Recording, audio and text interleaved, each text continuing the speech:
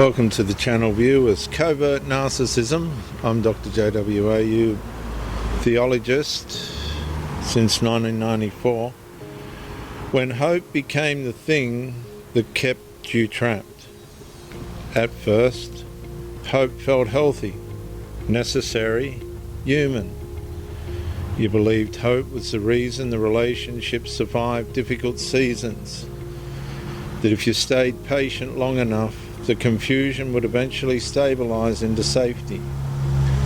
But slowly, the trauma bond began twisting hope into something else entirely. Hope stopped helping you heal. Hope started keeping you emotionally suspended inside what was hurting you. And that is the paradox, because covert narcissistic conditioning rarely traps people through pain alone. Pain itself eventually creates escape.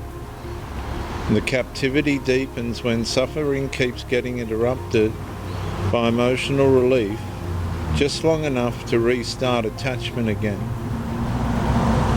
So the nervous system begins emotionally waiting for the warmth, for the apology, for the return,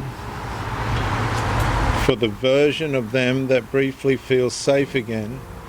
And slowly hope becomes fused to survival itself. And viewers, hope should not keep your nervous system emotionally tied to what repeatedly destroys your peace. But eventually, in a narcissistic relationship, it can, especially after repeated cycles of intermittent warmth, emotional withdrawal, seductive reconnection, abandonment fear, attachment panic, temporary relief, and renewed instability have trained the body to emotionally survive through anticipation itself. That is the limbo. Because eventually the relationship no longer survives through consistency. It survives through possibility. Possibility that they will change, possibility that clarity will finally arrive, possibility that the warmth this time will remain stable, possibility that the pain will finally make sense, and the nervous system keeps emotionally investing in that possibility long after reality itself has started collapsing underneath it. And viewers, that is a devastating part. The person often recognizes the damage clearly. They see the manipulation, they feel the exhaustion, they understand the instability, and still, hope quietly reopens the attachment again. Not because the relationship became healthy, but because the nervous system became conditioned to emotionally wait for relief.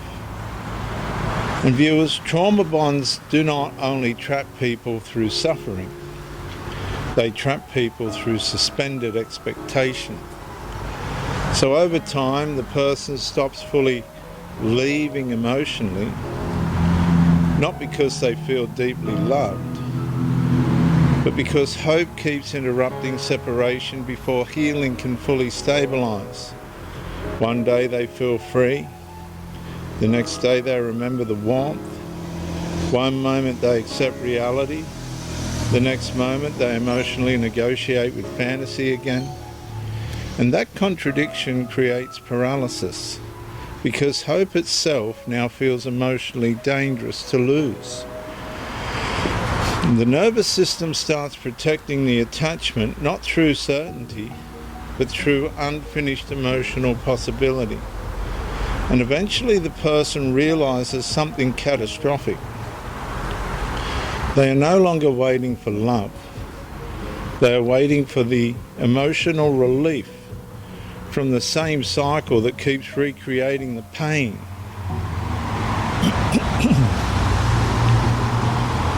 And healing finally begins the moment hope changes direction. Not hope that the relationship will finally stop destroying them, but hope that life outside the conditioning may still exist beyond the trauma bond itself.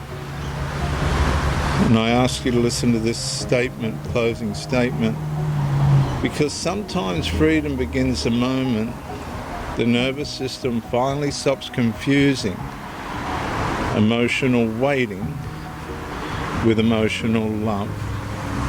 I'm Dr. JWA. You'd like, share, subscribe. I'll see you in the next talk.